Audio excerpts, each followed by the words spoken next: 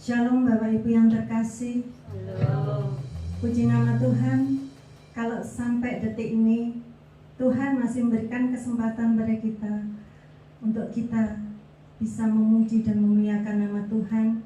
Saat ini mari kita mau menundukkan hati kita mau menundukkan kehidupan kita mau menyerahkan diri kita untuk Tuhan.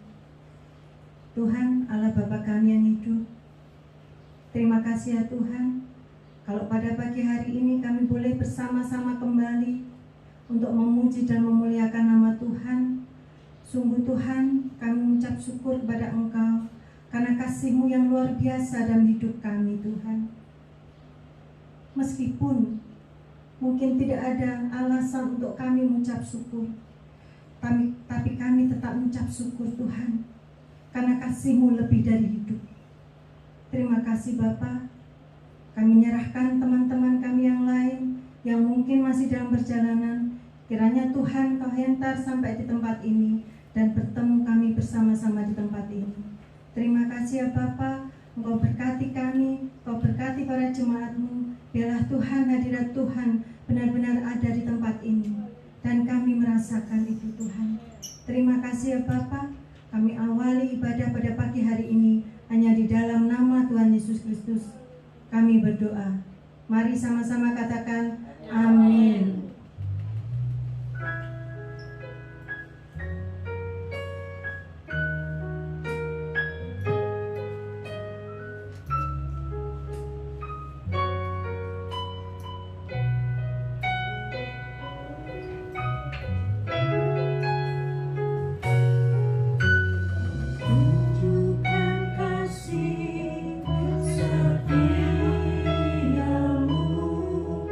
Kau menyerahkan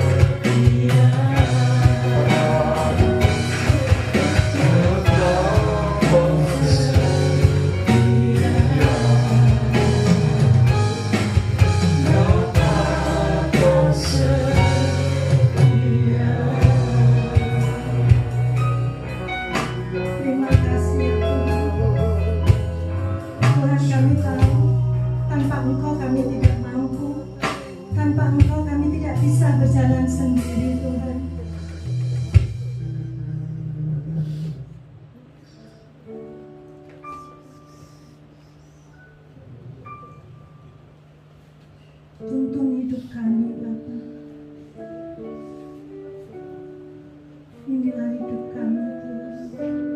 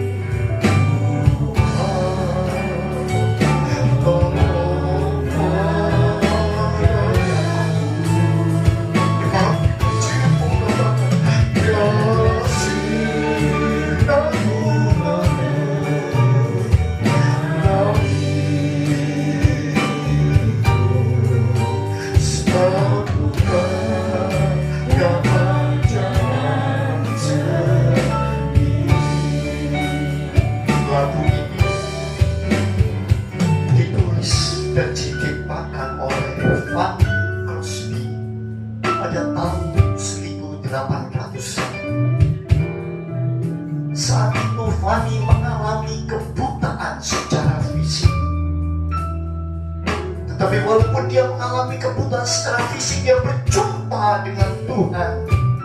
Itu sebabnya semasa hidupnya, walaupun dia dalam kebutaan secara fisik, dia menciptakan begitu banyak lagu-lagu rohani yang memberikan kekuatan dalam hidup ini. Bagaimanakah dengan kita? Mari kita katakan,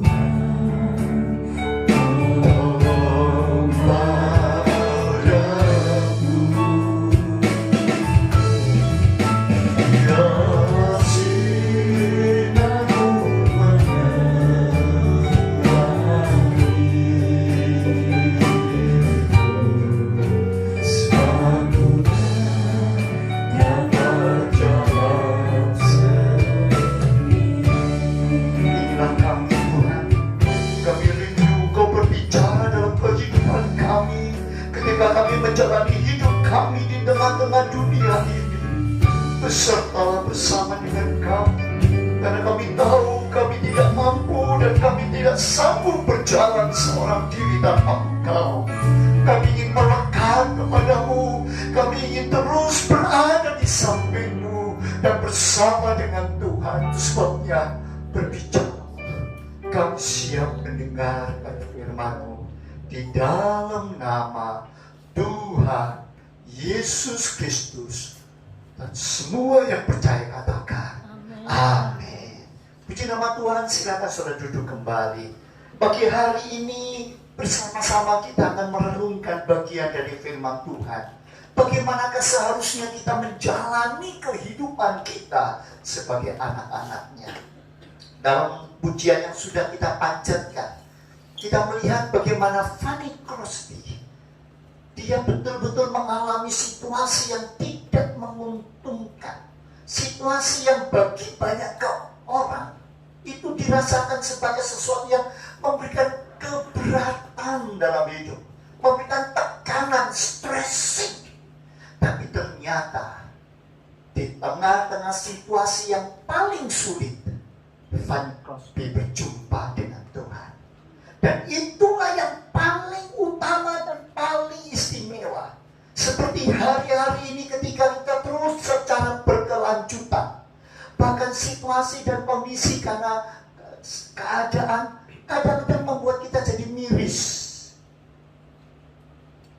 Beberapa orang merasa takut, beberapa orang merasa tidak nyaman, beberapa orang merasa lebih enak kalau tidak berada di tengah-tengah situasi yang seperti ini. Tetapi kalau saudara perhatikan dengan sungguh-sungguh, ternyata firman Tuhan menunjukkan ada satu kunci yang luar biasa.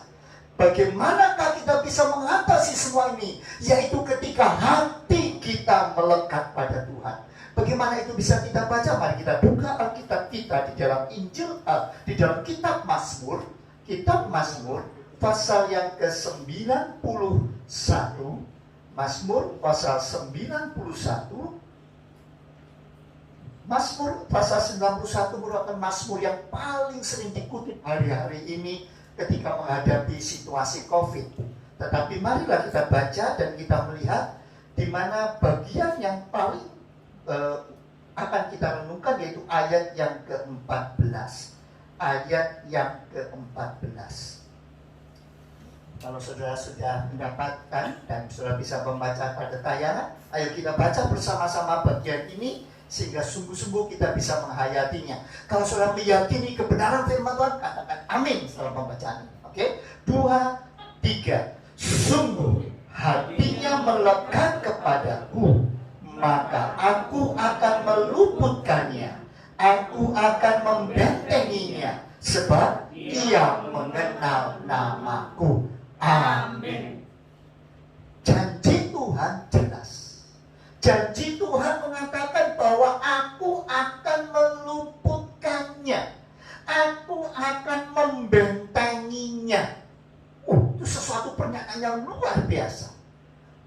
Janji Tuhan, aku akan meluputkan, aku akan membentengi. Apa yang akan diluputkan?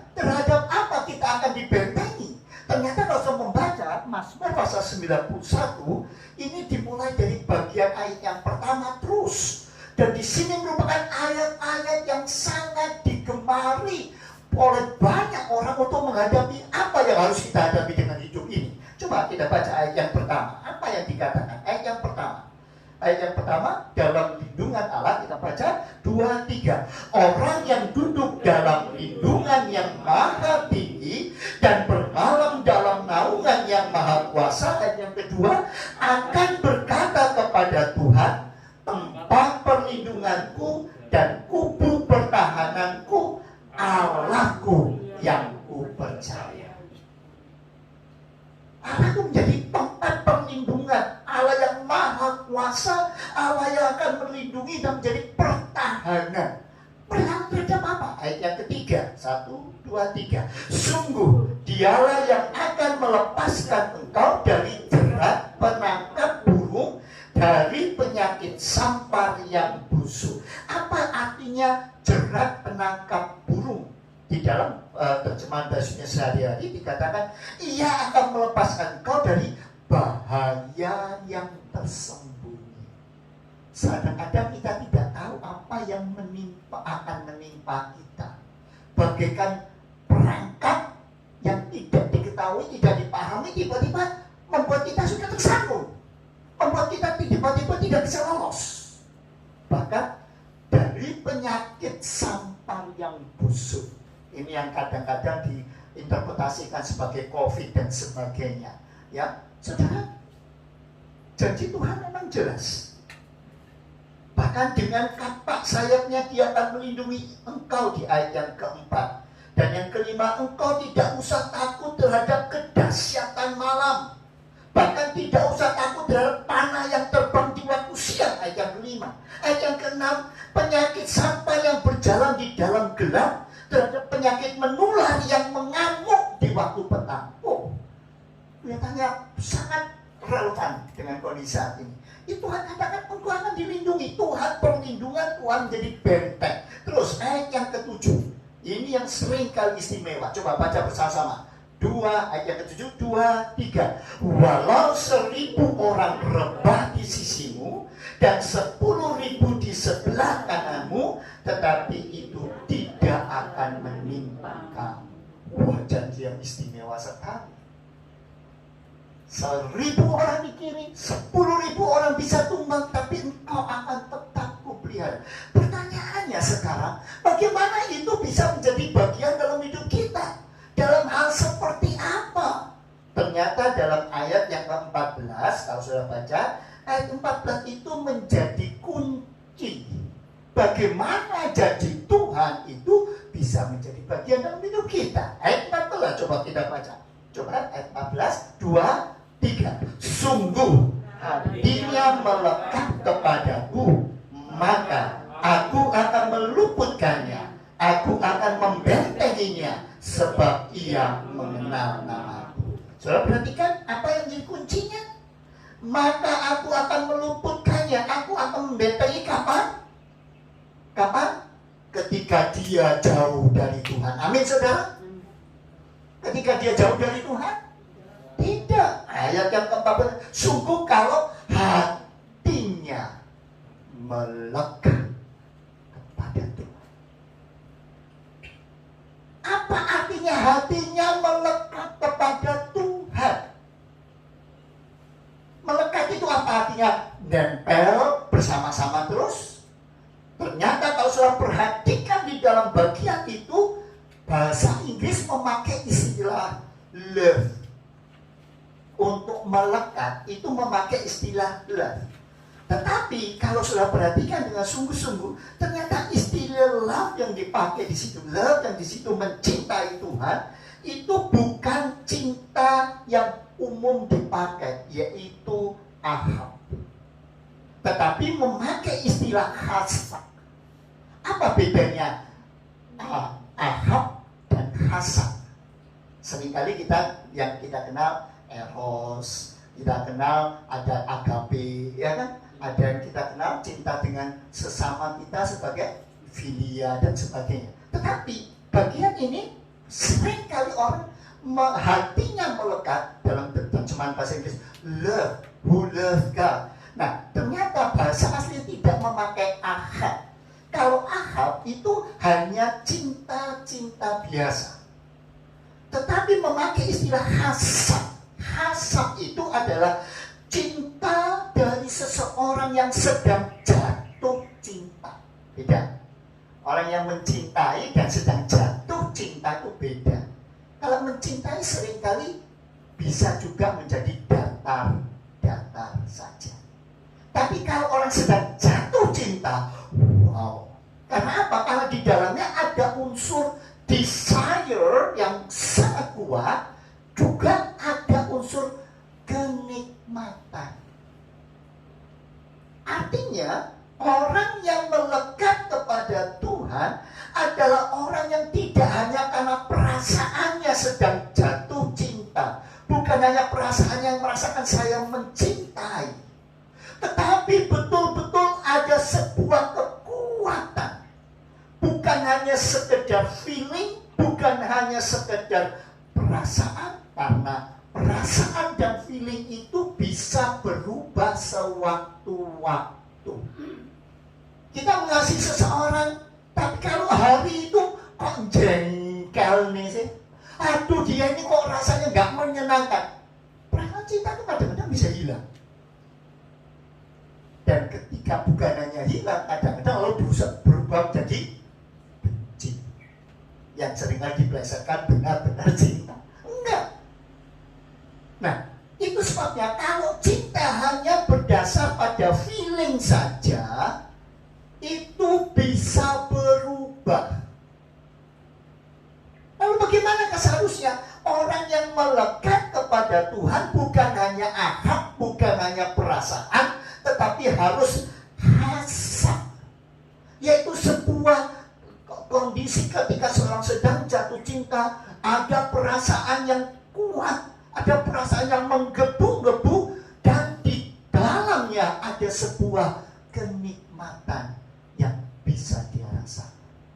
Itu sebabnya, apa kuncinya agar semua janji Tuhan itu bisa terlaksana? Orang itu harus melekat hatinya pada Tuhan. Apa artinya melekat kepada Tuhan? Bagaimana kita bisa melekat kepada Tuhan? Ternyata melekat kepada Tuhan ada beberapa hal yang harus diperhatikan supaya kita bisa melekat kepada Tuhan, mengasihi Tuhan, jatuh cinta setiap hari terus-menerus kepada Tuhan. Maka paling tidak yang pertama, prioritas hidupnya haruslah pada Tuhan. Ketika seorang jatuh cinta, siapa yang dia prioritaskan? Kalau dia tidak memprioritaskan, jangan bilang dia bisa akan terus-menerus mengasihi. Jangan bilang bahwa dia akan bisa bertahan dalam kondisi mengasihi. Orang yang kita kasih itu hanya bisa kita kasih kalau ada prioritas, menjadi yang terutama. Itu sebabnya firman Tuhan mengatakan, ingat, siapa yang mau mengikut aku, mau melekat kepadaku, dia harus meninggalkan ayahnya, ibunya, bahkan membencinya. Masa kita harus berpisah dari keluarga? Membenci di sini adalah bukan membenci dalam arti tidak suka, tidak senang, bukan. Tapi siapakah yang menjadi skala prioritas saudara? Siapakah yang utama? Dalam banyak hal, dalam banyak perkara, memang akan ada banyak situasi-situasi yang kadang-kadang menggoda, kadang-kadang menarik perhatian kita, kadang-kadang merebut apa yang menjadi fokus kita. Tetapi kalau saudara tetap memprioritaskan, maka saudara akan tetap pada fokus mengasihi, terus-menerus jatuh cinta. Siapa orang yang bisa mendapatkan janji ini adalah orang yang melekat kepada Tuhan. Artinya orang yang mau memprioritaskan Tuhan dalam hidupnya, membenci keluarganya dalam arti Tuhan yang tetap paling Seringkali karena situasi, kondisi, posisi, keuangan, pengaruh, kadang-kadang kita lalu tidak lagi mengutamakan Tuhan.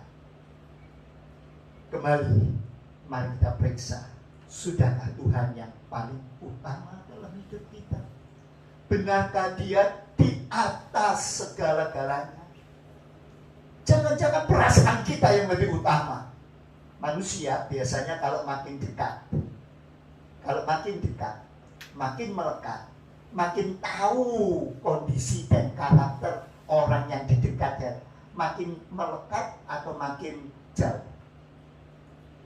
Halo? Kalau saudara punya orang yang paling dekat, jangan saudara paling dikasih. Makin dekat, biasanya orang makin dekat, makin tahu loh gimana kebiasaannya, karakternya, kondisinya makin. Itu membuat kita tuh makin dekat, akrab atau makin jauh? Asal jawab makin akrab, ada yang mengatakan makin menjauh.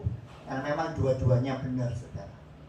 Ada orang yang karena makin tahu, makin kenal pribadinya, karakternya, kondisinya, dia makin apa? Merasa gak senang. Ternyata dulu saya kira itu, ternyata sekarang,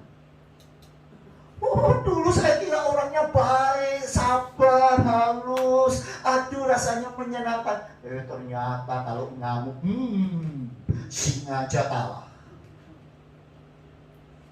Lalu akibatnya apa? Makin menjauh. Kenapa kok bisa begitu? Karena prioritasnya berubah. Kalau saudara memprioritaskan bahwa segala sesuatu boleh terjadi, tetapi utamanya adalah Tuhan dalam hidup saudara, maka apapun yang saudara kerjakan, saudara akan menemukan ada kunci yang istimewa. Itu sebabnya kunci yang pertama, prioritas. Melekat kepada Tuhan, Tuhan harus diprioritaskan. Kalau kepada Tuhan kita prioritaskan, saya yakin terhadap orang yang saudara kasihi, mereka juga akan menjadi prioritas dalam hidup saudara. Yang kedua, selain prioritas yang harus menjadi bagian, yang kedua harus ada upaya to pursue, ada suatu upaya, usaha untuk mengejar. Saudara, apa contohnya orang yang melekat, mengasihi, jatuh cinta sampai 14 tahun harus nunggu, lo tetap tahan, tetap sabar. 14 tahun tetap sabar. Siapa? Ya Pak, masih ingat gak? 14 tahun dia menunggu. Wah, sudah diakali habis-habisan, tetap dia tunggu. Gak masalah, aku sudah jatuh cinta, apapun terjadi, pokoknya. Loh ya, siapa? Yakub. Dia sebetulnya mau bekerja untuk mendapatkan Rahel. Tapi setelah 7 tahun, mertuanya lihat, wah ini potensi menghasilkan, banyak keuntungan datang. Wah, tak kasih Lea dulu. Kakaknya, loh, bukan itu. Loh, kalau mau kerja lagi, nggak masalah. Lihat saudara, to pursue, berupaya, berusaha, mengejar, mengupayakan. Sebab di dalam upaya seperti itu, ketika sudah betul-betul melekat, mengasihi, ada kedamaian dan ketenangan. Walaupun berat, walaupun harus ada upaya, ada pengorbanan sangat banyak, tapi dia tetap lakukan dengan sungguh-sungguh karena dia merasa damai, sejahtera. Sampai 14 tahun lewat, ketika dia menerima Rahel, wah, rasa hatinya luar biasa. Adakah perasaan yang seperti itu ada dalam hidup saudara? Melekat kepada Tuhan itu berarti bukan hanya saudara sekedar mengasihi Tuhan, bukan hanya mau mencintai kalau waktunya baik, kalau waktunya menyenangkan, tetapi prioritas apapun terjadi Tuhan yang pertama. Dan yang kedua, ketika saudara lakukan itu dengan sungguh-sungguh, untuk pursue, upayakan, mengusahakan sungguh-sungguh agar itu menjadi bagian dalam hidup kita.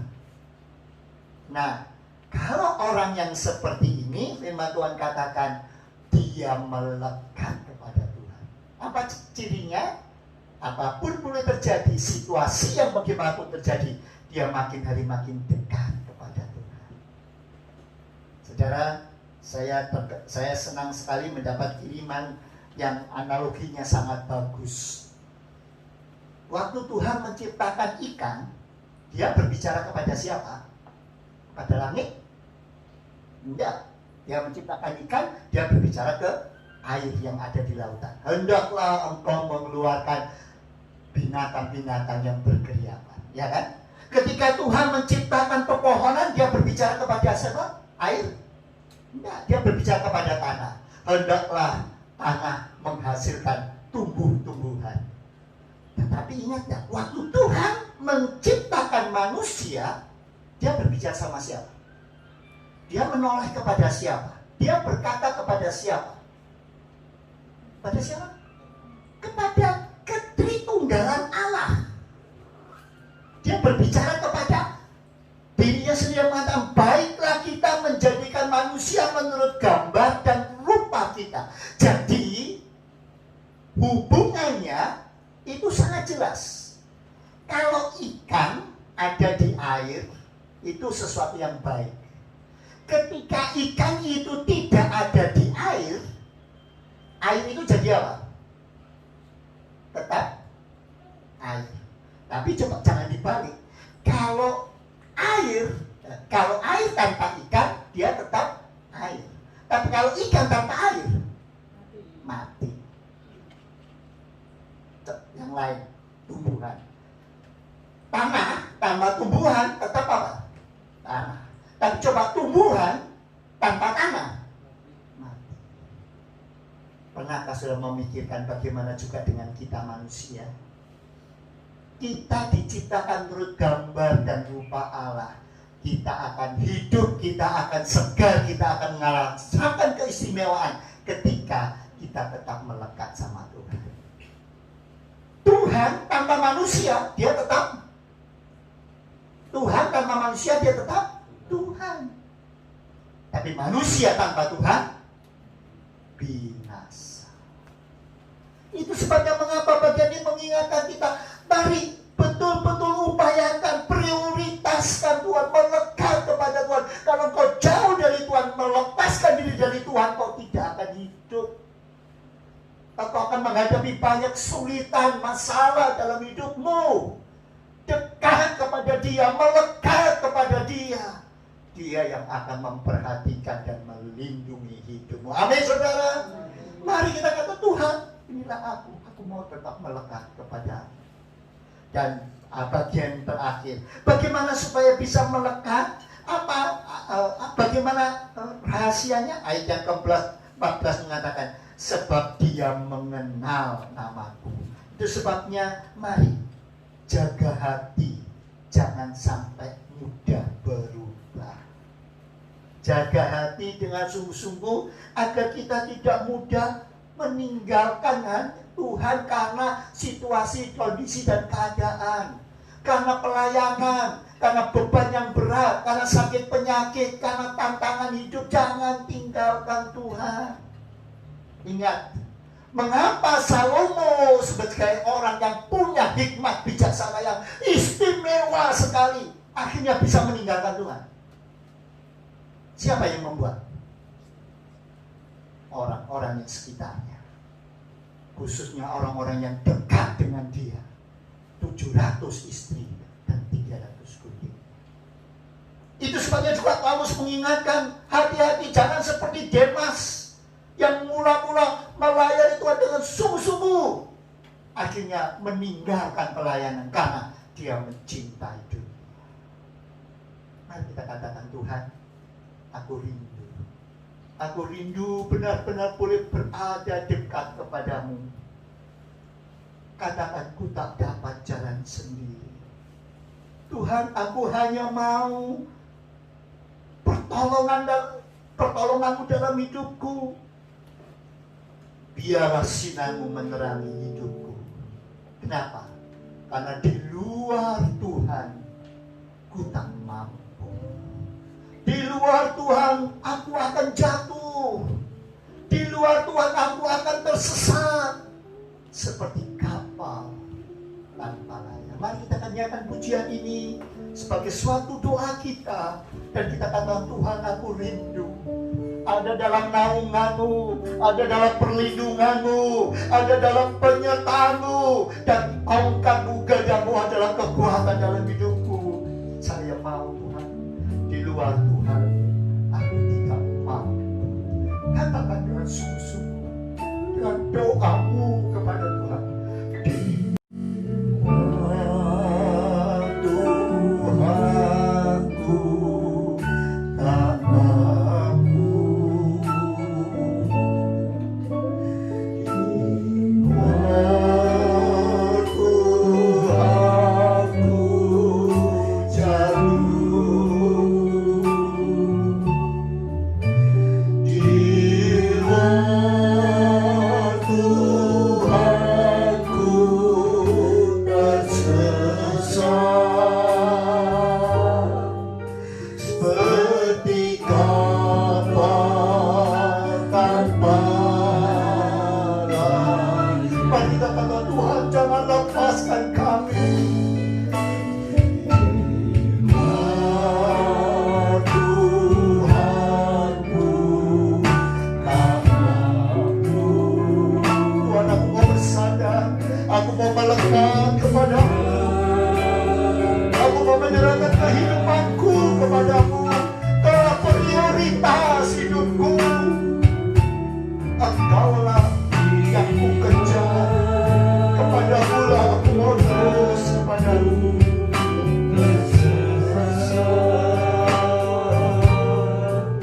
Seperti kapal.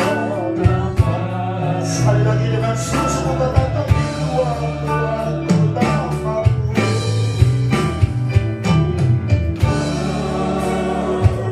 Tuhanku tak mampu.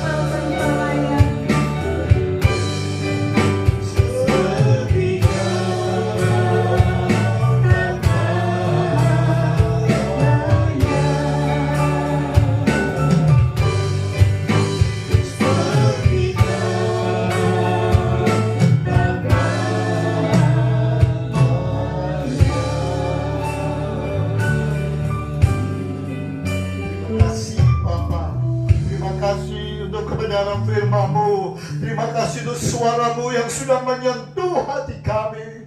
Mari Bapa, ajarkan kami, setiap kami, baik yang ada di ruangan ini, baik yang mengikuti acara ini secara offline. Oh Tuhan, Kau tolong kami semua, agar benar-benar Tuhan, kami mau tetap berjalan bersama dengan Tuhan, melekat kepada Tuhan, sehingga kami boleh merasakan perlindungan, penjagaan Tuhan dalam kehidupan kami. Terima kasih Bapa. Dan sebentar, kalau kami mau melanjutkan tugas dan tanggung tanggung jawab kami masing-masing. Sertai kami dan kami boleh kembali dengan berkat-berkat Tuhan. Arahkanlah hatimu dan tanganmu kepadanya dan terimalah berkat Tuhan. Kasih karunia daripada Allah Bapa, kecintaan daripada Tuhan Yesus, dan penyertaan Roh Kudus menyertai kehidupanmu. Pulanglah dan kembalilah kepada aktivitasmu sehari-hari di dalam berkat dan anugerah Allah, dalam nama Tuhan Yesus Kristus. Dan setiap orang yang sudah menerima berkat Allah katakan amin. Mari kita mengambil saat teduh sejenak, merenungkan kebenaran firman Tuhan, dan mengambil komitmen bagi hidupnya untuk dilakukan dalam hidup sehari-hari. Saat teduh dan ibadah selesai.